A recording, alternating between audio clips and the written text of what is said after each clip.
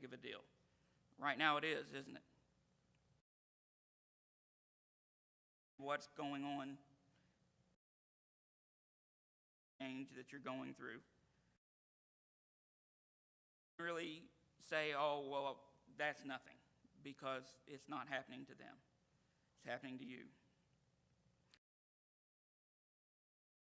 That are mentioned and how we deal with them. And because I had, I'm going to say oldie song, so I'm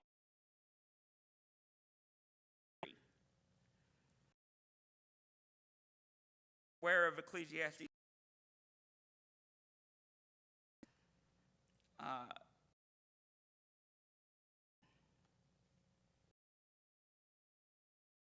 Song, Broaden Your Horizon. So I went even farther back with this one. They use this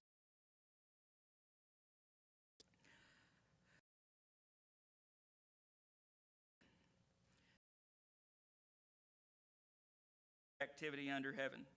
A time to be born, a time to uproot, a time to kill, and a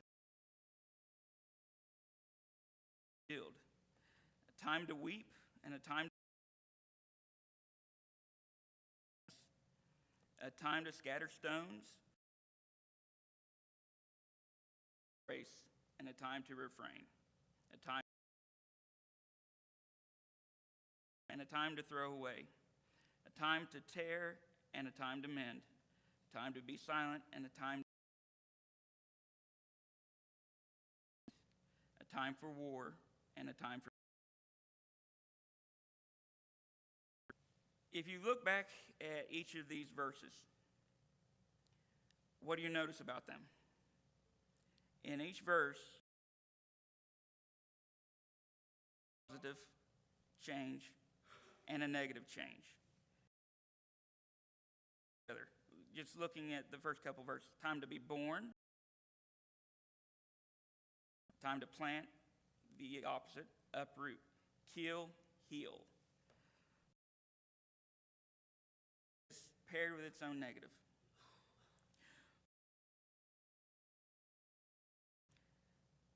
It's not even just that. Verses here. They can be applied to different facets of our lives. If you look at verse 2 and 3, born, die, heal, tear down, and build.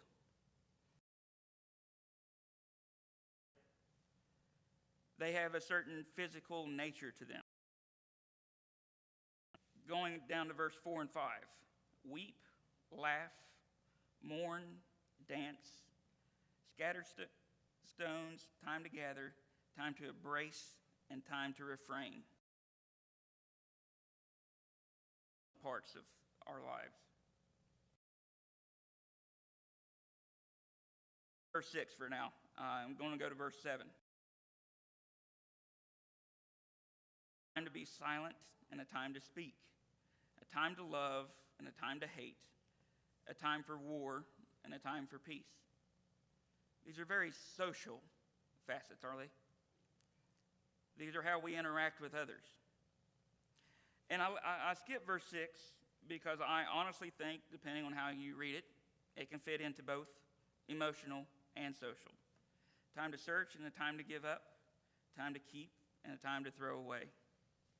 So Solomon, when he wrote Ecclesiastes in this chapter, he's pointing out that there are different aspects of our lives. There's the physical, the emotional, the social. There's the good, and there's the bad. We go through all of these. Just skipping over a couple chapters in Ecclesiastes to chapter 8, and just look at verse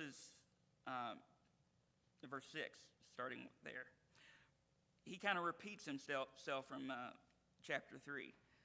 For there is a proper time and procedure for every matter, though a man's misery weighs heavily upon him. So he brings up there's a proper time, but he also adds there's a procedure. So there's some sort of action here as well. And he goes on to add through that verse that these changes, or this man's misery, the subject of it, weighs heavily upon him. Why does it weigh heavily upon him? So look at verse 7. Since no man knows the future, who can tell him what is to come? There's a certain aspect of not knowing what's going to come that Solomon is talking about, and it goes along with changes. We don't know the outcome. We may know when it starts. Well, this is the point of action. This is when it all started. But we don't know when it ends. We don't know what the outcome is going to be.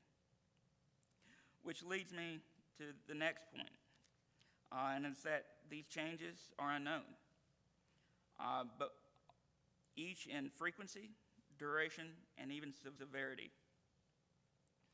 Going back to chapter 3, frequency, duration, and even severity. Going back to chapter,